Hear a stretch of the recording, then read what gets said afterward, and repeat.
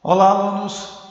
Me chamo Álvaro Melo e sou professor de Geografia. E quero convidá-los para que a gente possa fazer uma viagem conhecendo mais profundamente os Estados Unidos e como ele se torna a grande potência mundial que é hoje e permanece de forma hegemônica. O que é que faz com que esse país, os Estados Unidos, continue desde a Segunda Guerra Mundial, pós-Segunda Guerra Mundial, ainda um líder de mercado na indústria, no comércio, no material bélico, em tudo isso que nós conhecemos. Veja, a forte influência exercida sobre o modo de que os outros países se comportam, a importância de sua política externa, né? A interferência no sistema de regras no âmbito das relações internacionais, como se por um acaso eles fossem o mais correto ou que eles tivessem o poderio da ordem mundial de fazer com que isso aconteça. É um modo, na verdade, um sistema de interesse muito importante para os Estados Unidos manter a sua política internacional, o interesse particular desse país, né? E tem ainda a força militar, que é a força mais bélica e mais poderosa desse planeta. Queria chamar a atenção para vocês, nesse slide, que é a influência cultural. Essa influência cultural, pessoal, tem um poder devastador, tanto quanto o bélico, viu? Eu gostaria de dar um exemplo. O jeans, que hoje é usado no mundo todo, inclusive na França, capital mundial, né, em Paris, da moda, o jeans é um produto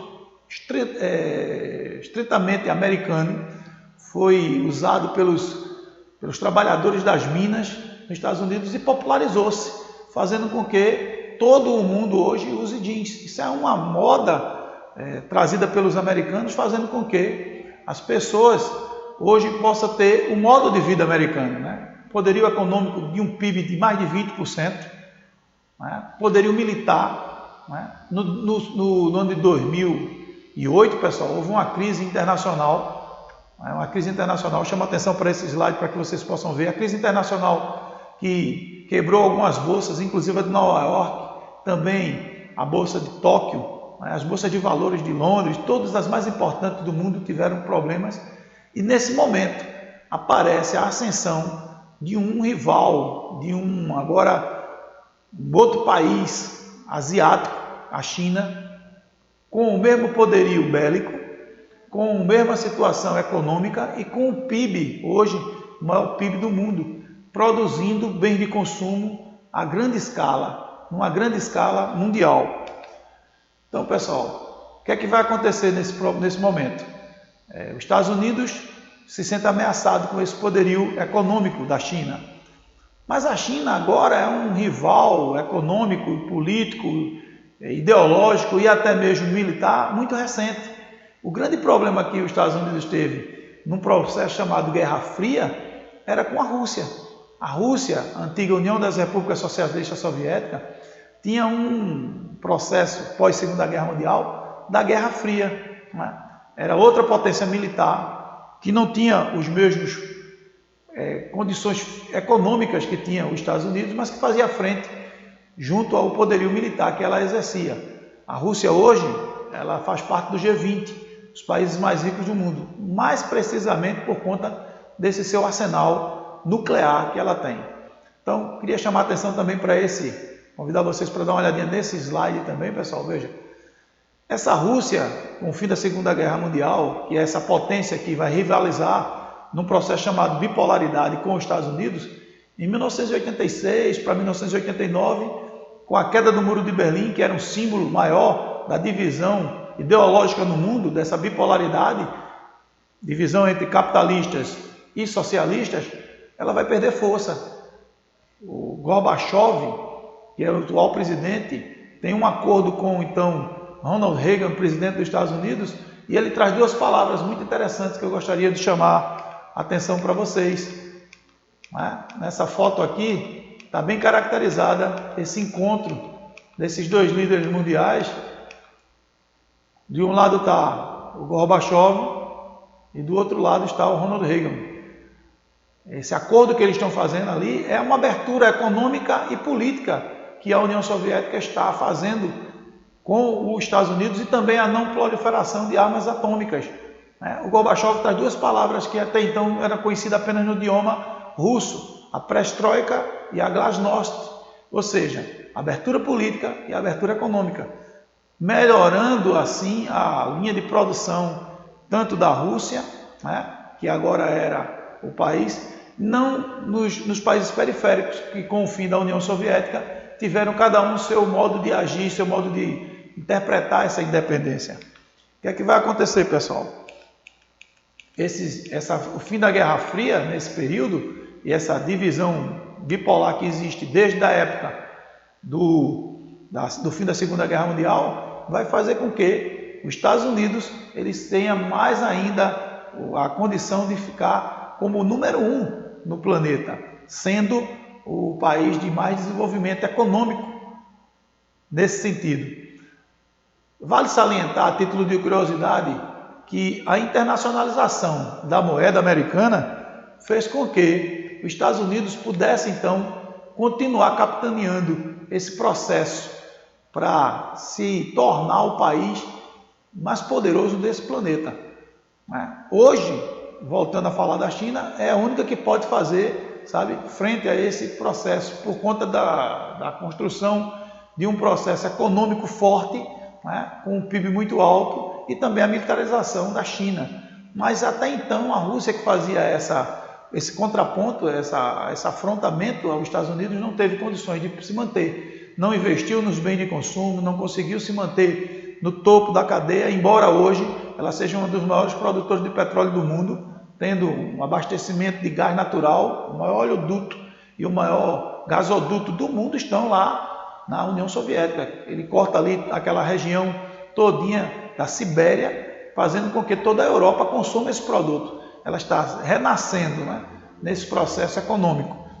E aí, pessoal, o grande temor desta Guerra Fria, dessa disputa que existia entre esses dois países, Rússia de um lado, Estados Unidos do outro, era uma corrida armamentista muito forte e uma corrida espacial. Os Estados Unidos conseguem colocar o homem na Lua na década de 1960 para 70 e 69, e a União Soviética bota o primeiro homem em órbita da Lua, Yuri Gagarin foi o primeiro ser humano a sair da órbita do planeta. E aí ficou aquela Guerra Fria das disputas e os países periféricos que tinham lá naquele momento, que faziam parte dos blocos, tanto socialista como os blocos capitalistas. Vejam o que é que acontece. Eu quero chamar a atenção para esse novo slide que eu vou botar aí para vocês verem, que é uma menina que foi atingida por uma bomba de Nepal. Ela está completamente nua porque a roupa dela entrou em chamas, e essa aí é a guerra do Vietnã. Isso retrata bem essa bipolaridade desse momento, na década de 70, 60, 70. O que é que aconteceu?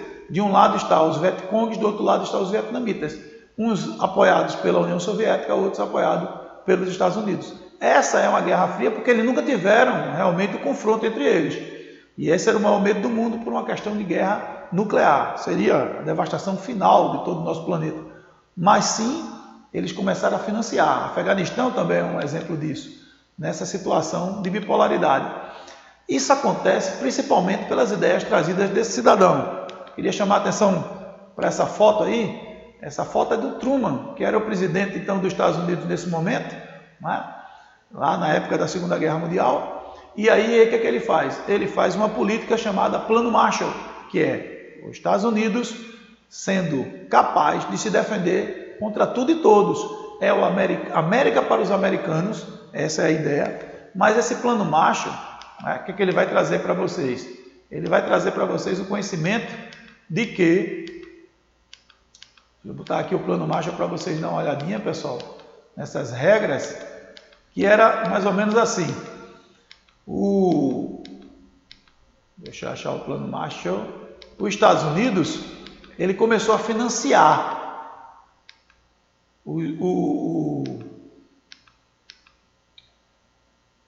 começou a financiar os países que tinham sido atacados, sofrido o problema da guerra, né? Através de quê? Da reestruturação da infraestrutura, da construção de estradas, rodagens, aeroportos, hospitais. Tudo isso foi financiado pelos Estados Unidos. Era um modo de fazer com que... Achei, pessoal, é esse aí, vamos lá. Vamos colocar esse aí, veja.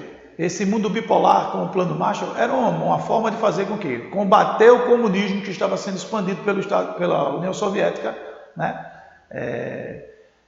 Reavivar a economia de mercado, reativar essas economias, fazendo com que existisse a lei do consumo dessas pessoas, desses países atingidos por a guerra, ajuda a reconstruir a economia, além da parte infraestrutural de todos esses países, né?